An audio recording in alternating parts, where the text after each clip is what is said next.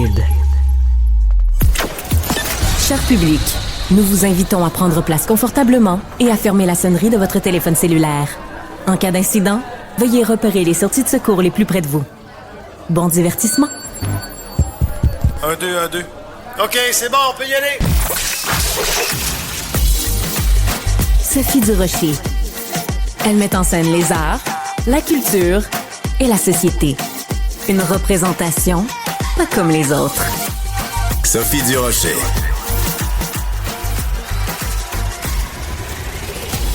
Bonjour tout le monde, j'espère que vous allez bien. Je suis venue travailler aujourd'hui en auto. Et chaque fois que je parle de mon auto, il faut que je prenne une petite pause parce que je me souviens jamais, est-ce que j'ai une Mazda ou une Toyota? Mais je pense que c'est une Toyota, puis Richard, il y a une Mazda.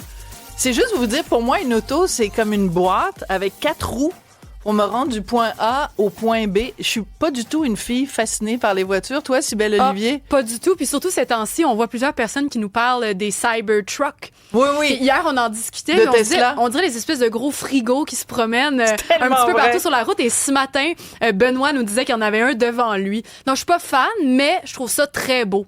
J'aime ça, les belles voitures que j'entends rouler près de moi, qu'on entend le moteur. Je sais pas c'est quoi, je sais pas ça sort d'où, mais j'aime le son que ça fait. Je trouve ça. Ben moi, moi c'est comme une boîte avec c'est ça, quatre roues. Mais mon prochain invité, lui, non seulement adore les voitures, connaît les voitures, collectionne les voitures. Vous aurez deviné que je parle de Luc Poirier, homme d'affaires et collectionneur. Bonjour, oui, Luc. Bonjour. Est-ce qu'on s'appelle nos prénoms? Oui, je sais absolument. pas. C'est la première fois que absolument. je rencontre un multimillionnaire de si près. Ça va bien? Ben oui, certainement. Donc, vous êtes venu. Quelle auto vous avez prise pour venir nous voir aujourd'hui, Luc? C'est un Bronco Raptor. C'est parfait pour l'hiver. C'est très haut. Quand il y a de la neige comme ça, c'est parfait. Mais la raison pour laquelle je vous pose la question, c'est qu'on le sait, tout le monde le sait, vous avez une grande collection de voitures, des Ferrari, vous avez même un garage entièrement dédié à ça. Et cette année, au Salon de l'Auto, vous allez montrer une trentaine de vos véhicules, des Ferrari. Oui. Les Ferrari, ça s'utilise pas l'hiver. Moi, je connais rien là-dedans, hein, oui, donc expliquez-moi. En fait, depuis quelques années, Ferrari font des 4 roues motrices. dont d'ailleurs, je vais amener c'est un VUS, le nouveau VUS de Ferrari, que j'ai reçu dernièrement, ça fait 4 mois. Je l'amène au Salon de l'Auto, fait que les gens vont pouvoir voir le nouveau VUS de Ferrari qui Ferrari, il y a quelques années, disait qu'elle allait jamais faire de VUS, mais ils n'ont pas eu le choix, étant donné qu'ils sont arrivés à la bourse. Je sais pas si vous le saviez, là, mais ils sont arrivés à la bourse, puis là, ils ont la pression des investisseurs de faire comme Porsche a fait avec leurs 2 VUS, le Taycan puis le Macan plutôt, puis le Cayenne. Puis Lamborghini a fait avec le Urus. Donc, la mode des VUS n'est pas près de s'arrêter. Donc, Ferrari a dû faire la même chose. Qu'est-ce que vous aimez dans les voitures? Parce que vous parlez à quelqu'un, moi, là, je connais rien. Quand je rencontre mon chum Michel Barrette, il est fasciné parce que je suis comme une bibite. C'est quoi la fascination pour les autos? Ça commence généralement très, très, très jeune. Hein? Autour de 4-5 ans, on est fasciné en tant que petit garçon des voitures. On dessine des voitures. Quand on dessine un dessin, généralement, on dessine des voitures. Donc, c'est la vraie passion. Ça a commencé très jeune, puis au fil des années, ça a continué. Bon, aujourd'hui, j'ai plus d'argent que j'aurais pensé, fait que je suis capable de m'en payer plus. Puis en même temps, c'est un côté... je suis un investisseur d'abord et avant tout. Puis les Ferrari, pourquoi les Ferrari? Les gens souvent me demandent pourquoi les Ferrari plutôt qu'une autre compagnie. Au niveau investissement, Ferrari est 1000 fois mieux que n'importe quelle autre compagnie, mais... D'abord et avant tout, ça a commencé avec une passion des Ferrari. C'est ma marque préférée. D'accord, mais vous voulez dire que si on parle de façon très terre-à-terre pour les gens qui nous écoutent, c'est la valeur de revente qui est importante pour vous? Non, en fait, c'est la passion d'abord et avant tout. Hein. Oui, je comprends, mais quand vous dites, Luc, que c'est un investissement, oui, c'est un investissement. Moi, si je dis, vous me parlez d'investissement, moi, je dis, OK, moi, j'ai mes REER, puis là, je vais les mettre mes REER dans le fonds de solidarité de la FTQ parce que ça me donne une ristourne de 500 $ quand je fais mon rapport d'impôt. On n'a pas la même définition de investissement, là. Non, mais les rendements sont même probablement mieux que de la FTQ, par exemple. Cette semaine, je dois envoyer un de mes dépôts c'est 400 000 $, un dépôt sur une voiture qui va coûter 3,7 millions, mais quand je vais la recevoir dans à peu près 2 ans, cette voiture-là va valoir probablement le double. Et ça, on parle en US, donc va valoir au moins 7 millions US. Donc en 2 ans, vous allez doubler votre investissement. Oui, exactement.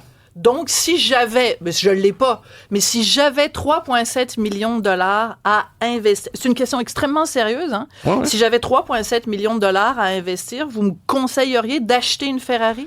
Ben, le problématique, c'est que pour avoir accès à ces véhicules-là qui sont en quantité limitée, il faut en avoir acheté plusieurs avant. On n'arrive pas, même si on est archi-milliardaire, mettons, ils en font 599 dans le monde entier. Il y en a peut-être 8 pour le Canada au complet. D'accord. Donc, ils choisissent les acheteurs. Donc, c'est Ferrari qui choisit à qui va remettre ces voitures-là. Wow. Puis, il faut que tu aies acheté auparavant quelques voitures.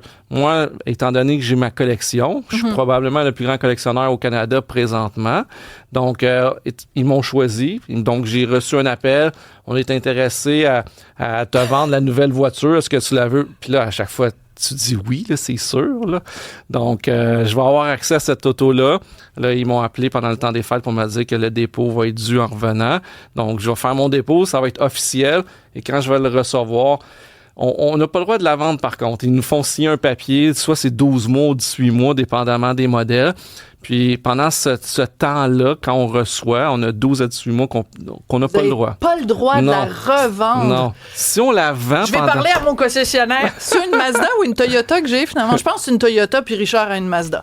Bon, alors je vais reparler à mon concessionnaire. Quand j'ai su que vous aviez accepté de venir à mon émission, je me suis dit, moi, je veux vraiment entendre les gens, parce que les gens ont plein de questions à vous poser. Alors, j'ai demandé à mes collègues, puis j'ai posé la question aussi sur les médias sociaux, qu'est-ce que vous poseriez comme question à Luc Poirier? Et la question qui est revenue le plus souvent, Luc, c'est quand on est au niveau où vous êtes rendu, la valeur que vous avez, la valeur monétaire, bien sûr, que vous avez, comment on fait quand on a des enfants pour leur inculquer la valeur de l'argent? Parce que là, vous nous parlez de faire un dépôt sur une voiture qui vaut 3,7 millions. Vous avez des enfants. Comment vous faites pour leur dire, mettons, je sais pas, qu'est-ce qu'ils ont comme argent de semaine, mettons? Ben, ils en ont pas. Ils en ont pas d'argent de semaine? Non. Puis on les garde pas tant que ça, loin de là. Puis notre entourage à nous, nos amis, à moi puis à Isabelle, c'est des gens ordinaires. Là. On se tient pas avec des archi-riches, loin de là. C'est les mêmes amis qu'on a depuis... Isabelle a les mêmes amis, là, ses amis principaux là, sont là depuis le secondaire. Donc, c'est les mêmes amis qui ont suivi. Donc... Comme ça, vous vous assurez que c'est pas des gens qui sont amis avec vous par intérêt financier ou par intérêt... ça se fait tout seul, parce que juste devenir ami avec Isabelle, elle fait vraiment attention. Elle n'en cherche pas de nouveau. Elle entretient ceux qu'elle a déjà. Puis moi, c'est un peu la même chose. Mais la plupart de mes amis, ça fait 20 ans, 25 ans qui sont amis avec moi.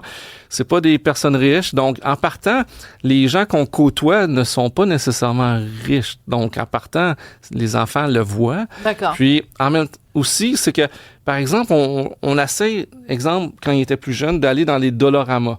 Puis, on leur disait, choisissez juste un truc, tu sais. Puis... Vous êtes donc ben cheap? Oui. Mais ça même faisait... moi, j'amène mon enfant dans la Dollarama quand il était petit, puis je lui disais, je sais pas, $10. Un item. Oui, mais c'est voulu. Puis on a 2 enfants jeunes, on a un plus vieux, mais les 2 plus jeunes, il y en a un, c'était facile, prenait un truc, puis c'était réglé. L'autre, des fois, ça prenait une demi-heure. Puis on restait avec eux, puis on attendait le temps qu'ils choisissent. Pour leur apprendre la valeur de l'argent? De choisir. Puis intéressant, ça. Quand ils décident aussi, quand ils veulent quelque chose qui est moindrement de valeur, puis ça, de valeur, ça peut être une paire de souliers Jordan, par exemple, à $200. Là, c'est pas nécessairement à 5 000. Puis on leur dit, demande-le à ta fête, on va te l'acheter. Fait on crée la patience, donc on veut qu'ils apprennent à pas tout avoir automatiquement, facilement. Très bien répondu. Bien répondu. J'adore ça. Vous avez parlé beaucoup d'Isabelle. Isabelle, on l'a reçue à l'émission ici quelques semaines avant Noël parce qu'elle est dans cette série, donc, Vie rêvée. Elle a été à Tout le monde en parle. Et il s'est passé quelque chose à un moment donné qui, moi, m'a profondément choquée, Luc, puis je veux savoir votre réaction à vous. Elle est avec les autres femmes qui sont dans Vie rêvée. Et à un moment donné, Claude Poirier est invité à l'émission. Et Claude Poirier fait le commentaire, pas juste à Isabelle, mais à toutes les femmes qui sont là et qui parlent de leur richesse et de leur train de vie. Et Claude Poirier dit, là, c'est dangereux ce que vous faites. Vous risquez, vous ou vos enfants risquez de vous faire kidnapper. Moi, ça m'a choqué. Alors, qu'est-ce que Luc Poirier pense de Claude Poirier? Ben, deux choses. Il a dit ce commentaire-là, puis il a dit aussi... on sait bien que vous êtes toutes belles, puis vous avez pas l'embonpoint ou ces choses-là. Ben oui, mais c'est parce qu'ils prennent soin d'elles, là, tu sais. Ces filles-là, ils se lèvent le matin à 6 heures, ils s'entraînent. Mais sur le risque de se faire kidnapper, Luc, c'est là-dessus que je veux vous entendre. Parce que moi, ça m'a mis mal à l'aise. Moi aussi, ça m'a mis mal à l'aise parce qu'il faut pas donner dans la tête des mauvaises personnes l'idée. Nous, au Québec, on est chanceux. En fait, c'est une des raisons pourquoi j'adore le Québec, c'est qu'on se sent en sécurité. On voit pas ce genre de choses-là de kidnapping pour nous demander des rançons, à part dernièrement pour les cryptos. Là. Ben voilà, c'est ça, j'ai demandé à mon collègue, Hugo nous l'a imprimé. C'est ça. Parce que quand j'ai vu ça, je capotais ma vie. Des gens qui ont été, justement, là, qui étaient dans la crypto-monnaie, ben là, évidemment, c'est pour mal faire, je retrouve pas. La raison pourquoi ils font ça avec des gens dans la crypto-monnaie, c'est parce que c'est facile de se cacher. Donc, si mettons, on kidnappe quelqu'un qui nous donne son code, qu'on prend la crypto, personne ne peut savoir où c'est rendu ni rien de ça. Fait que c'est un peu différent. Mais par contre, mettre dans la tête des gens malsains l'idée de pouvoir kidnapper, c'est sûr que moi, ça m'a réveillé, puis je trouvais ça dommage qu'il parle de ça. Là. Lui, il disait, oui, mais ça peut arriver. Ben oui, mais il y a 50 ans, 60 ans, il y en avait dans le temps du FLQ, puis tout ça. Là. Il y en a eu, mais depuis ce temps-là, du kidnapping au Québec, à part dans le crime organisé, on n'en voit pas. Puis c'est une des raisons pourquoi que, tu sais, moi, je visite des pays partout dans le monde. J'ai été en Argentine et ailleurs. Puis une des raisons pourquoi j'adore le Québec, c'est pour le sentiment de sécurité. Tu sais, une femme peut se promener à Montréal tout seul sans problème, ce qui est pas le cas dans plusieurs pays. Là. Donc, il y a plusieurs quartiers aussi de villes américaines. Donc, je trouve ça dommage qu'il l'a annoncé, mais il faut vivre avec, puis ça pourrait arriver. Là. Mais tu sais, heureusement qu'on vit au Québec, ce genre de choses-là, et ouais, c'est ça. Absolument. Avez-vous aimé le bye-bye, les blagues sur Northvolt au bye-bye? Pour ceux qui ne l'ont pas entendu, Hugo, en fait, non, je vais demander à Jean-Philippe. Tiens, Jean-Philippe, on a fait sortir l'extrait. C'est François Legault, le premier ministre, et Pierre Fitzgibbon qui s'en vont au casino puis qui misent tout sur Northvolt. On va écouter ça. T'as raison, oui. 100 millions se passer. 700 millions? 700 millions sur Northvolt? Oui! Mais c'est quoi, Northvolt? Northvolt! Oui, là, je comprends, mais c'est quoi? Je le sais-tu, moi. Est-ce que vous l'avez regardé, le bye-bye? Oui, je l'ai regardé. Et ce bout-là, sur Northvolt, l'avez-vous trouvé drôle? Oui, puis c'est à peu près ça qui est arrivé parce qu'ils ont investi 700 millions sans... En fait, ils auraient dû faire un peu comme le gouvernement canadien. Ils ont donné une grosse subvention au gouvernement canadien aussi, mais conditionné à ce que l'usine soit opérationnelle, soit fonctionnelle.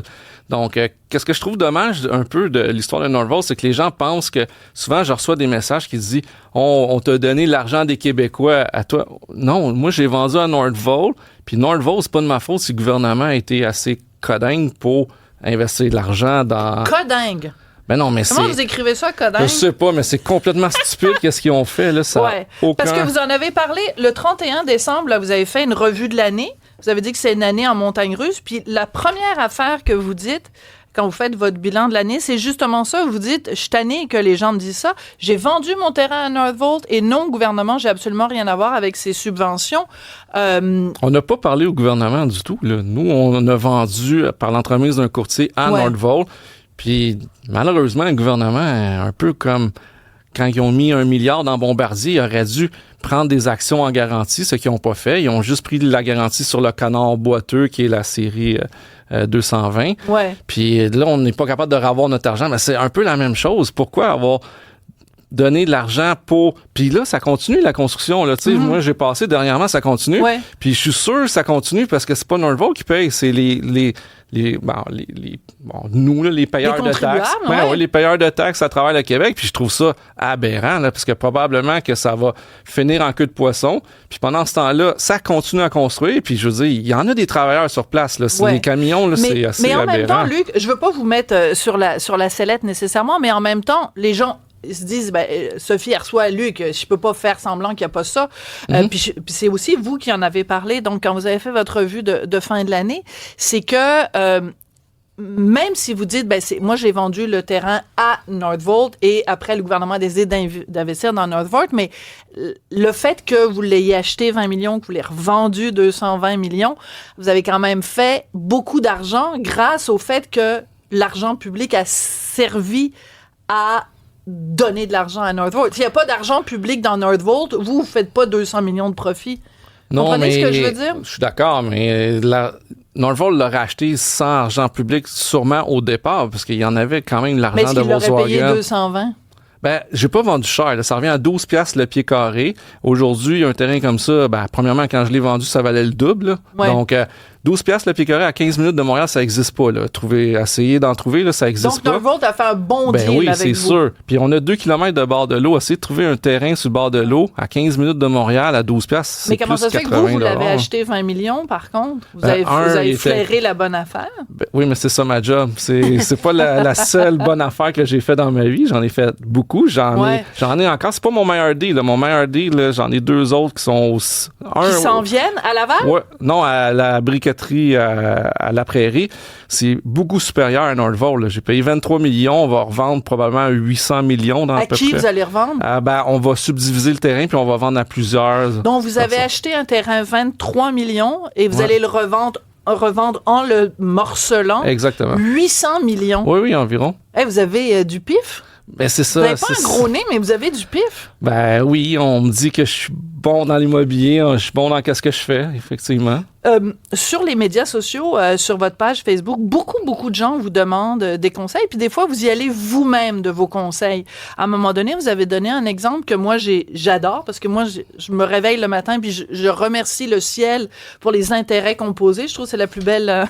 Les gens ont de la misère à comprendre. Ils ça, ont de par la contre. misère à comprendre. Ouais. Alors, vous dites dans votre exemple, si quelqu'un commence à investir 7 000 $ par année, donc vous le spécifiez bien, vous dites par année, Ouais. pendant toute mettons, sa vie d'adulte, D'active. sa vie active, 7 000 $ par année avec les intérêts composés à la fin de sa vie active, au moment de prendre sa retraite, cette personne-là va avoir, je pense, pas loin Je me de souviens 800 000 $. Ouais, je me souviens plus, mais c'est Grâce énorme. aux intérêts composés. Ça dépend Ben, les du gens taux- disent, du taux mais d'intérêt. non, il s'est trompé, ça peut pas possible, 7 000 $ puis tout ça. Mais c'est 7 000 $ par année Exact. grâce aux intérêts composés. Ça dépend du taux de rendement. Là, D'accord.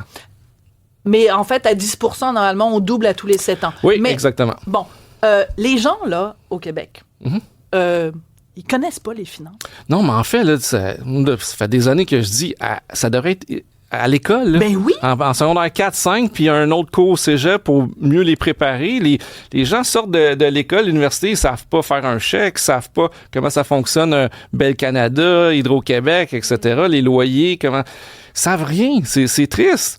C'est triste parce que une population éduquée, point de vue finance, va être une meilleure... En fait, va être mieux dans le futur, puis va aider à la société en général, parce qu'il va être plus conscient des rendements composés. Premièrement, ça devrait être expliqué tellement, là, c'est tellement important. Là. Puis tu sais, la bourse depuis 2 ans, elle fait 25 % par année depuis 2 ans. Imaginez là, les placements, comment que ça augmente. Là. Et vous devez... Ah, j'ai une question pour vous. Moi, j'aime ça gratter. Oui. Puis là, l'Auto-Québec. On revient avec ça. Je suis là, ben oui, j'en ai parlé lundi Ben avec oui. Fabien Major. C'était lundi ou mardi, hein, C'est ça. L'Auto-Québec, ils ont sorti un nouveau gratteux. Ça s'appelle la course au lingot. Oui. J'ai Puis, entendu ça dans les médias. Voulez-vous, parce que moi, je l'ai gratté puis j'ai pas gagné. Fait que je suis moins chanceuse que vous, mais je suis curieuse. Vous, est-ce que vous allez des fois, mettons, au couche-tard, vous stationnez votre Ferrari, Non. vous entrez au couche-tard puis vous dépensez un petit 20 sur un gratteux? Non. Puis la Non. plupart des gens qui critiquent les gens riches du Québec, c'est souvent ceux qui achètent le plus de jeux de hasard. Donc, c'est drôle, mais c'est comme ça. Nous, moi, je crois moins... D'ailleurs, c'est pour ça qu'ils font des milliards de profits, l'Auto-Québec. Ben oui. Là. C'est fait pour que tu gagnes pas souvent, tu sais, fait que c'est normal. Mais j'ai vu là, ce nouveau Parce qu'on peut gagner un lingot d'or. Un lingot, un je lingot sais, j'ai à vu ça dans les 125 médias, 000 c'est intéressant. Donc, votre dépôt sur votre prochaine Ferrari, c'est 3 lingots d'or. Oui, c'est 400 000 US Ouais. le dépôt. Ouais. Fait que donc on n'est plus du tout dans la même ligue. Je suis surprise sur vos médias sociaux. Vous êtes très présent depuis à peu près 1 an, très présent sur les médias sociaux. Puis des fois c'est juste un petit commentaire comme ça en passant. Quand Justin Trudeau a annoncé sa démission, vous avez juste mis une photo de Justin Trudeau comme avec le bras levé en disant bye bye. Puis vous avez juste mis un petit balai avec de la poussière. Ça veut dire quoi? Tasse-toi Ça mon nom. veut dire bon débarras. Oui, vous trouvez que c'est un bon débarras que Justin Trudeau s'en aille? Pourquoi, en fait, Luc? Moi, je pense comme un bon père de famille que le budget doit être équilibré. Lui, il n'a pas appris cette leçon-là. Non, c'est incroyable qu'est-ce que son père et lui a fait dans l'histoire du Canada. Est-ce que c'est le pire premier ministre que le Canada a connu? 100%. Regardez la dette du Canada avant lui et maintenant, ça n'a aucun bon sens. Là. Aucun bon sens. On avait, je pense, 200 milliards de dettes. Là, on est rendu, je pense, à 800 milliards. Ça n'a aucun sens. À un moment donné, les gens vous avaient pressenti pour devenir maire de Montréal. Là, on sait que vous allez faire les Dragons à la place, à Radio-Canada. Mais la job de premier ministre du Canada, ça vous intéresse pas? Pas du Canada, peut-être un jour du Québec, mais pas on du a-tu Canada. un scoop ici, mesdames et messieurs? Non, sérieusement, ça vous intéresserait? Dans 2 ans, il y a des élections. En fait, l'histoire qui est arrivée, c'est qu'une journaliste m'a téléphoné pour l'histoire de la mairie de Montréal. Ouais. Puis là, je suis parti à rire, puis j'ai dit, en tout cas, si je me présentais, mon slogan serait « Sauvons Montréal ». Puis ça a sorti comme ça. Ouais. Puis à partir de là, les gens, j'ai eu une grosse vague d'amour des citoyens de Montréal. J'ai même eu dans le sondage, il y a eu un petit sondage qui a été fait. J'étais 3e après Fadi Daguerre et Mélanie Joly. Ouais. Donc les deux se présentent pas. Donc si je me présentais, probablement que j'aurais des grandes chances de gagner. Mais j'ai des ados qui ont 13 et 15 ans, puis ma priorité, c'est vraiment eux pour l'instant. Puis je pense que c'est pas une bonne affaire d'aller en politique. Monsieur Poirier, les gens continuent de nous écrire. Oui. Je me disais, bon, est-ce qu'on y va ou on n'y va pas? Mais là, maintenant que vous en parlez, j'aime beaucoup Luc Poirier, très honnête. Vive Luc Poirier comme maire de Montréal. Allez-y, Monsieur Poirier, allez vous en occuper. Donc, l'amour n'a pas fini. Là. C'est pas estompé du tout par rapport à votre candidature. Puis, mais je serais curieux de savoir ce que les gens diraient. Quel genre de premier ministre? Si vous étiez, mettons, premier ministre du Québec demain matin, votre priorité, ce serait quoi? C'est quoi l'affaire là, qui a le plus besoin d'amour au Québec? Sur l'éducation, sur la santé? C'est sûr que c'est les 2 gros points importants, mais c'est aussi et surtout l'économie ça va aider la santé et l'éducation. Mais on a eu un homme d'affaires, François Legault, c'est un gars, il a fait fortune avec Air Transat, puis ça n'a pas donné... Moi, j'y croyais, puis je pense que j'aime beaucoup Dubé, François Dubé. Christian Dubé. Christian Dubé, excusez. Donc, j'aime beaucoup Dubé parce que je trouve que c'est de loin le meilleur des ministres qu'on a au Québec, mais il essaie de faire bouger une grosse machine avec plein de syndicats, c'est difficile. Donc, mais vous pourriez être comme Elon Musk va l'être pour Donald Trump. Il va s'occuper de la bonne gestion du gouvernement. Vous pourriez être ça, mettons, mais vous seriez plus libéral ou péquiste, vous? C'est sûr que je ne serais pas péquiste, donc moi je vous trouvais sympathique jusqu'ici, là. Croyez pas que le Québec indépendant, c'est viable? Non. Regardez la péréquation qu'on va recevoir cette année, là, je pense que c'est 19 milliards. Les autres provinces sont pratiquement mais regardez rien. Ce que ça nous coûte en immigration, Luc Poirier. On refera un débat, on se parlera de politique parce que on sera pas d'accord sur les paiements de péréquation. Luc, ça a été absolument un plaisir. Mes salutations à Isabelle et à toute la famille. Merci. Bonne année 2025, puis on va aller vous voir, vous et vos Ferrari, au Salon de l'Auto de Montréal à partir du 17. Merci beaucoup, Luc. Merci à vous. Sophie Durocher. Divertissante. Elle sait comment se donner en spectacle pour vous offrir la meilleure représentation.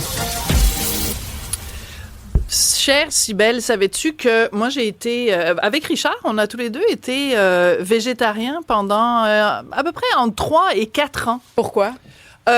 Parce qu'on était tannés. Tannés de manger de la viande. On s'est dit, à un moment donné, on va essayer ça. Je pense qu'il y a une des 2 filles de Richard, à l'époque, qui était végétarienne. On s'est dit, tiens, on va essayer ça.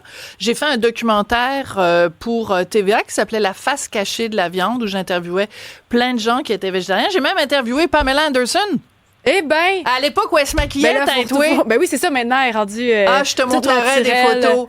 Wow. Mon Dieu! Mais est-ce que ça te manque ou au contraire, t'es très contente d'être revenue? Non, mais je suis contente d'avoir recommencé à manger parce que j'étais... manger, c'est drôle. À manger. on comprend, elle est rendue où sur la ligne, Sophie? Non, mais c'est parce que c'est vrai que des fois, t'as l'impression que tu manges rien quand t'es végétarien, mais je m'ennuyais du poulet. Il y avait rien, tu sais, la viande rouge, j'étais pas folle de ça. Je m'ennuyais du poulet, puis finalement, j'ai recommencé. Mais là, il y a des gens, au mois de janvier, qui font Vegan New Year. donc January Vegan. Ouais. Puis on va en parler justement avec Louis-Alexandre Gagnon, qui est président fondateur du Festival Vegan de Montréal. Monsieur Gagnon, bonjour. Bonjour. Alors, pour les gens qui savent pas, ça arrive, hein, des gens qui savent pas encore, la différence entre végétarien et végétalien ou vegan, c'est quoi la différence entre les deux? Un végétarien va consommer surtout des fruits et légumes puis des céréales, mais aussi des produits qui viennent des animaux comme les œufs et le lait. Fait que ça, c'est la diète végétarienne. La diète végane exclut tout produit animaux, donc ça exclut les œufs, le lait, le miel et aussi le poisson. Là, des fois, on se fait demander et le poisson dans tout ça. Ben oui. Non, le poisson, c'est pas un fruit ni un légume. Là. Voilà, c'est ça. Moi, quand j'étais végétarienne, il y a une tante qui m'a dit, ben pourquoi elle comprenait pas le principe de. J'ai dit un poulet, ça pousse pas dans un arbre, tu sais. Je veux dire, c'est comme, en tout cas, bref, elle comprenait pas le principe. Vous avez mentionné le miel, Monsieur Gagnon.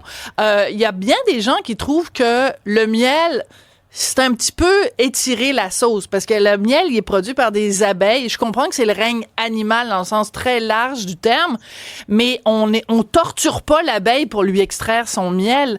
Tu sais, je veux dire, il y a pas des élevages intensifs d'abeilles pour obtenir du miel. Pourquoi vous, vous mangez pas de miel? Ce qu'il faut savoir, c'est que les abeilles, pendant l'hiver, sont nourris avec pas le miel qu'ils ont produit pendant l'été, mais avec du sucre raffiné. Puis je sais pas si c'est bon pour leur santé, là, puis si c'est adapté, mais c'est une des raisons pourquoi. Puis aussi, on sait que les abeilles ont peuvent souffrir, donc on dit que c'est pas des élevages intensifs, mais oui, c'en est, là. Une ruche, là, c'est que des abeilles qui font du miel. Ouais, je comprends, mais la ruche, là, c'est pas une création. C'est pas l'être humain qui crée une ruche pour exploiter les petites abeilles inoffensives pour leur soutirer leurs produits. Je veux dire, de toute façon, même si l'être humain disparaissait demain matin de la Terre, les abeilles continueraient à produire du miel. Ah oui, ça c'est sûr, mais le miel, il sert à nourrir les abeilles pendant l'hiver, puis les larves aussi. OK, donc le fait de manger le miel des abeilles les prive d'une façon de se nourrir, c'est ça que vous dites. D'accord, OK, là je le comprends mieux. C'est la première fois qu'un vegan m'explique comme il faut pourquoi il mange pas de miel. Alors, cette initiative-là, c'est la première fois cette année, donc vous participez à ça, un défi mondial qui encourage les gens à adopter un régime végétalien pendant tout le mois de janvier.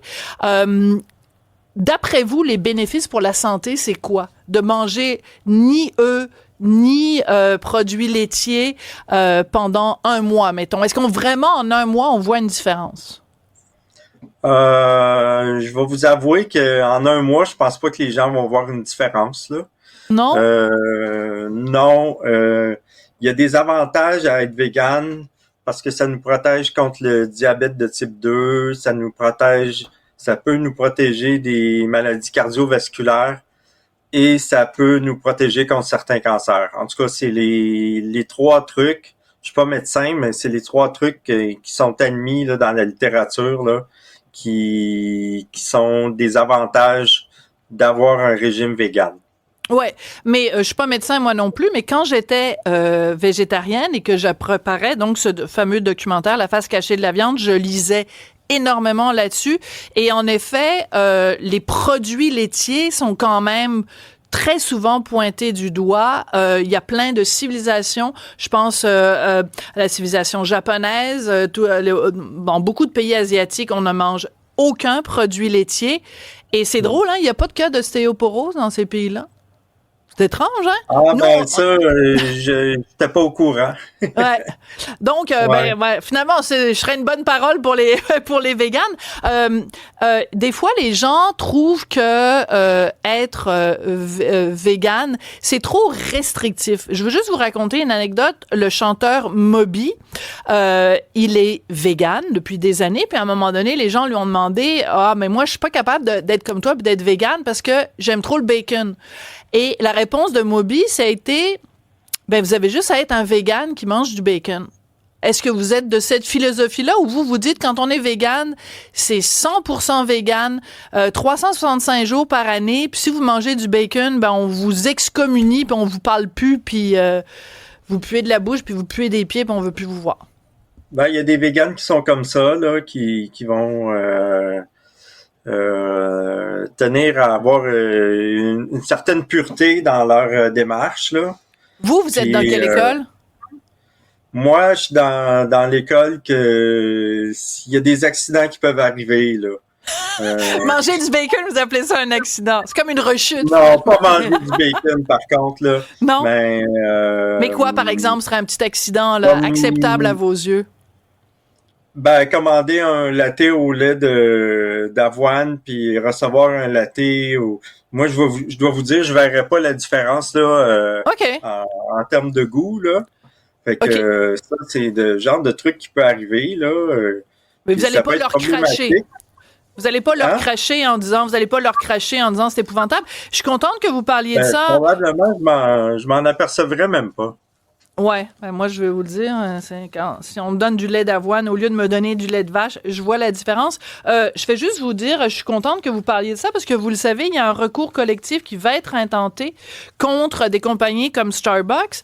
Tu savais, hein, Cybèle? Non, je sais pas au courant, c'est par rapport à quoi? Alors, c'est que des compagnies comme Starbucks, quand tu vas chez Starbucks puis que tu demandes à avoir un latte au lait d'avoine ou lait de soya ou lait d'amande au lieu du lait de vache, Starbucks te charge un supplément. Ah, oui. Or, le lait d'avoine coûte moins cher que le lait de vache. Alors, il y a des gens qui disent, ben voyons, on s'est fait avoir pendant des années par des compagnies comme Starbucks. Donc, il y a un recours collectif qui va être fait contre ces compagnies-là. Vous êtes d'accord, vous, avec ce recours collectif-là, M. Gagnon?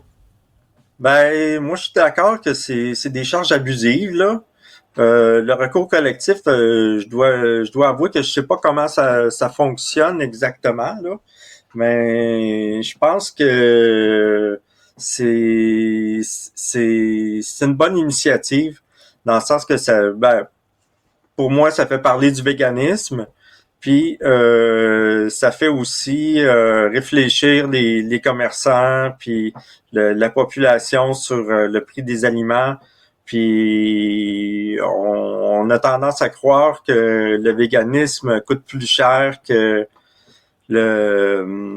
d'être omnivore, mais c'est pas tout à fait vrai. Mais quand on va dans des cafés comme ça, c'est vrai qu'il y a une surtaxe là, puis que c'est injuste. C'est ça, c'est une forme de discrimination. C'est une façon de dire, bon, vous êtes végane ou vous prenez pas, vous êtes intolérant au lactose, tout simplement.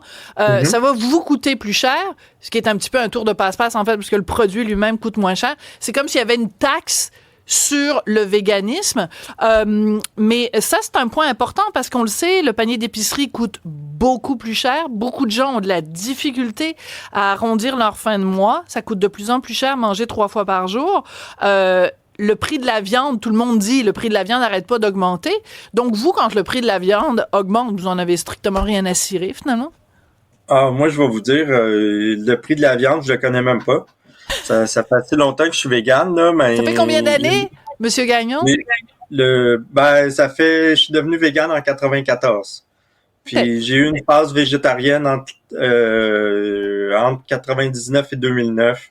Puis depuis 2009, je suis végane, là, puis il y aura pas de retour en arrière, là. Est-ce qu'il y a des éléments dont vous vous ennuyez? Comme moi, par exemple, quand j'étais végétarienne, je m'ennuyais du poulet. Mais bon, vous, c'est peut-être autre chose, non? Il n'y a rien, vous ennuyez de rien du tout. Un bon steak sur le barbecue, là, ça grive, là, les odeurs. Est-ce que ça vous écoeure, l'odeur de la viande? Non, je suis habitué parce que j'ai grandi dans une famille où on consommait de la viande, là. Fait que je suis habitué à l'odeur, ça me lève pas le cœur, mais c'est sûr ça me fait penser à, ça va un peu contre mes valeurs là de voir là de la viande être consommée, mais quand vous je pense qu'on est dans un monde omnivore là. Ouais. Mais si par exemple vous sentez l'odeur de la viande qui grille, vous pensez tout de suite à la mort. Un animal mort. Oui. Mm-hmm. Puis à la souffrance animale. Monsieur Gagnon, merci beaucoup d'être venu nous parler. Vous appelez Louis-Alexandre Gagnon, président fondateur du Festival Vegan de Montréal. Ça, c'est plus tard dans l'année. Mais donc, c'est une façon de démystifier les gens qui, tout le mois de janvier, décident de ne pas manger non seulement de viande ni de poisson, mais aucun produit laitier, pas d'œufs et pas de miel. Et maintenant, enfin, alléluia, on sait pourquoi le miel n'est pas consommé par les véganes. Grâce à vous. Merci beaucoup, Monsieur Gagnon. Ça me fait plaisir. Merci de m'avoir invité. Merci. Puis moi, pour célébrer ça, je pense que je vais aller manger un hamburger ce soir. Ben non, c'est des blagues. Je vous taquine, Monsieur Gagnon. Je serais pas vicieuse comme ça. On est habitué à ces blagues-là. Là. Vous le connaissez, le bingo des omnivores? Là? Non, c'est quoi le bingo des omnivores? C'est comme une grille de bingo avec les différents arguments là, que les gens donnent. Là. En tout cas, vous googlerez ça va peut-être vous faire rire. Là. Okay. Vous vous ennuyez pas du steak, ça c'est un truc qu'on peut dire souvent par les omnivores. Donc, alors, on peut dire qu'aujourd'hui, vous avez crié bingo une couple de fois pendant mon entrevue. Je pense que c'est ça le message. Merci beaucoup, Monsieur Gagnon. Ouais.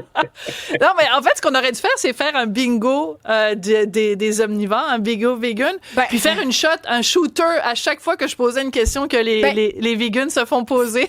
Mais c'est vrai que t'es allé dans le sens de ces questions-là où j'imagine qu'ils se font souvent dire des trucs comme ça. Puis probablement que ça va revenir encore plus parce que maintenant, moi, je vois beaucoup sur les réseaux sociaux les personnes, des gens qui font des podcasts, des balados, qui vantent en fait les mérites de la viande rouge. Donc une recrudescence de ça au niveau même de la santé. J'en vois beaucoup en parler. Puis tu parlais on parlait des changements de paradigme avec le lait, les cafés, tout ça.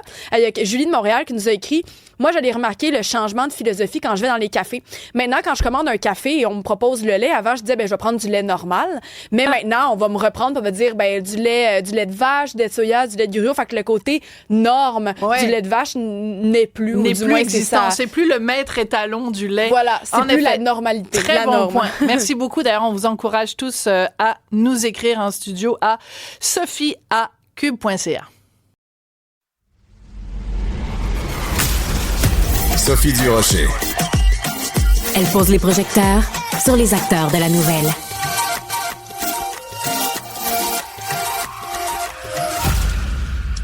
Je vous avais prévenu en début de semaine que pour bien commencer l'année 2025, on allait avoir des nouveaux collaborateurs. Ça commence aujourd'hui.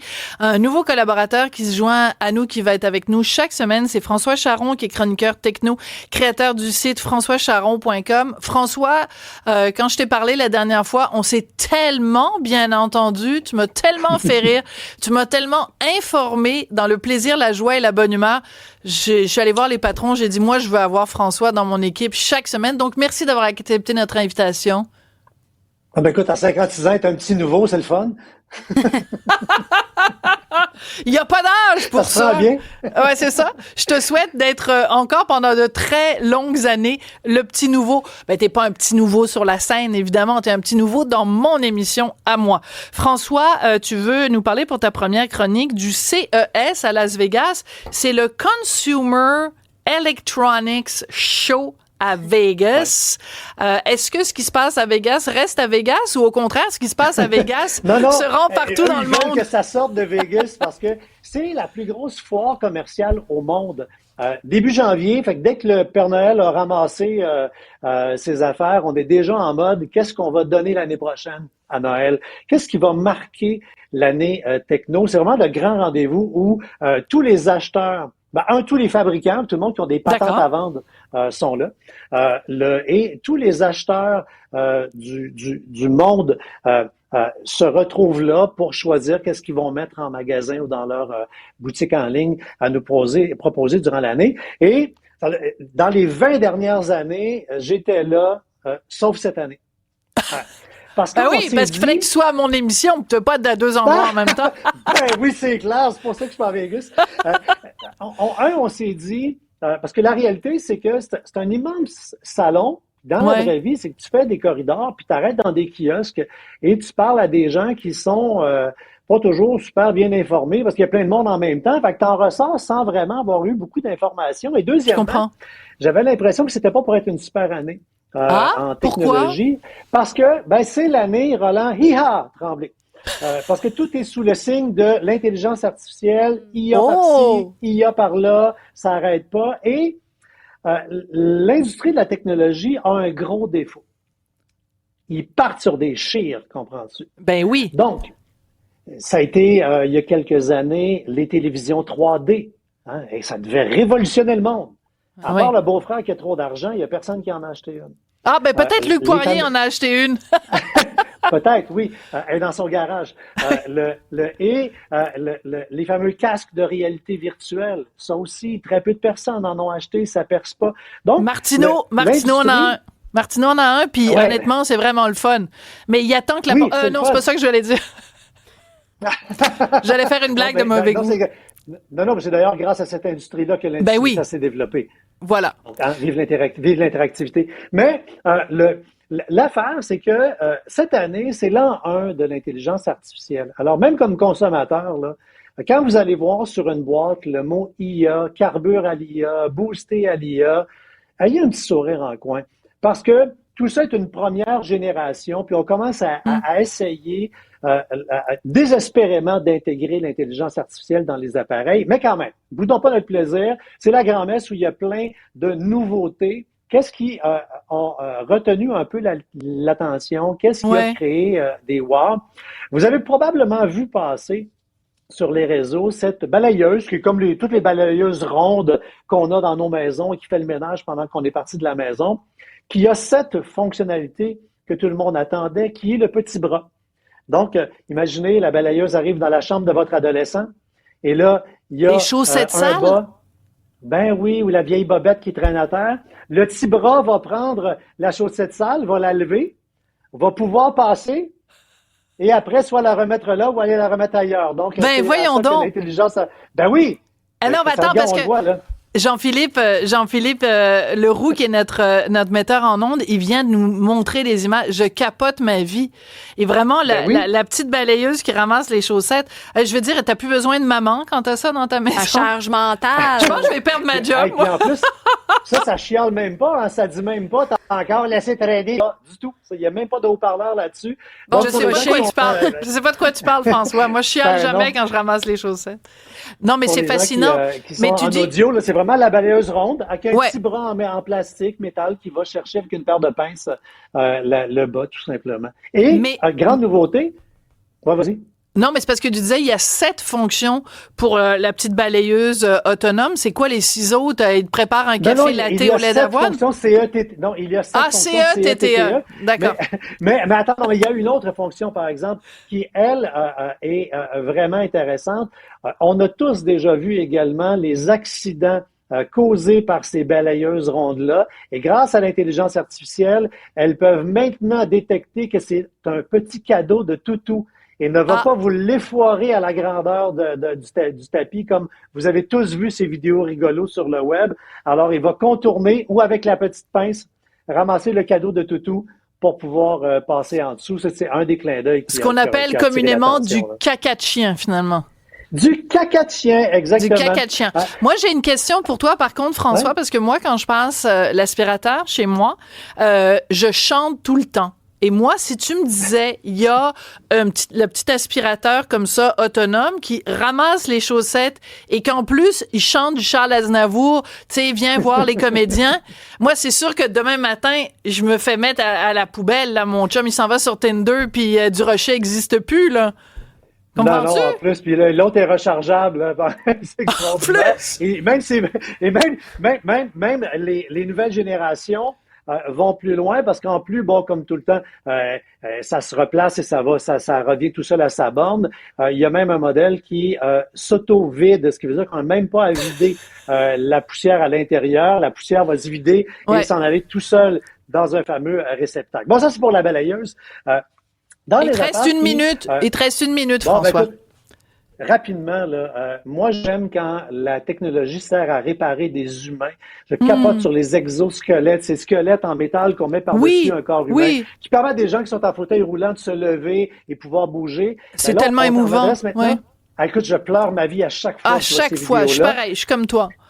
Mais là, attention, là, on vise les gens qui, malheureusement, par leur travail, ruinent leur santé. Les gens qui travaillent sur les chantiers de construction, dans les entrepôts, on lance des exosquelettes pour accompagner les travailleurs, pour avoir moins d'impact négatif sur leur corps. Ce qui fait qu'à 50-60 ans, on pourra probablement encore travailler dans l'industrie de la construction, alors que présentement, fin quarantaine, il faut penser à une deuxième carrière, malheureusement. Bon. François, je savais que tu serais bon, puis je savais qu'on allait passer un bon moment ensemble, tout en apprenant des choses. C'est pour ça qu'on t'aime et qu'on t'apprécie. J'ai déjà hâte à la semaine prochaine. Merci beaucoup, François. Bye-bye. François Charon, chroniqueur techno et créateur du site françoischaron.com. J'ai vraiment peur de perdre mon emploi et mon poste à la maison. Merci beaucoup, Sylvain Olivier, d'avoir été là. Merci, Hugo Veilleux. Merci, Jean-Philippe Leroux. C'est l'équipe de Feu qui vous a accompagné pendant 1 heure. On a déjà hâte. À demain. Cube.